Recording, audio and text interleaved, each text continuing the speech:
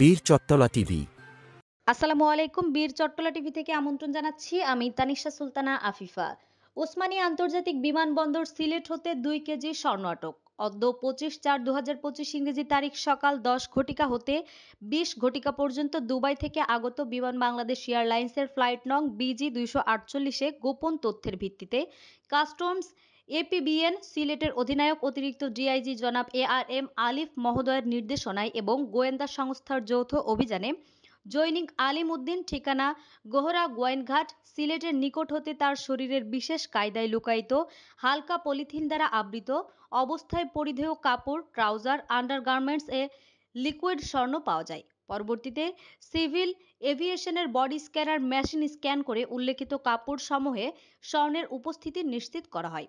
পরবর্তীতে উল্লেখিত কাপড় বিশেষজ্ঞদের মাধ্যমে পুড়িয়ে কাপড়ের সাথে পেস্ট করা লিকুইড স্বর্ণ পাওয়া যায়। উক্ত আটককৃত স্বর্ণ ২০ ঘটিকায় সিলেট জেলা স্বর্ণশিল্পী কল্যাণ সমিতি কর্তৃক শোধন করে সঠিকতা ও ওজন করা হয়, যাহার ওজন ২ কেজি, আনুমানিক মূল্য ৩.৫ কোটি।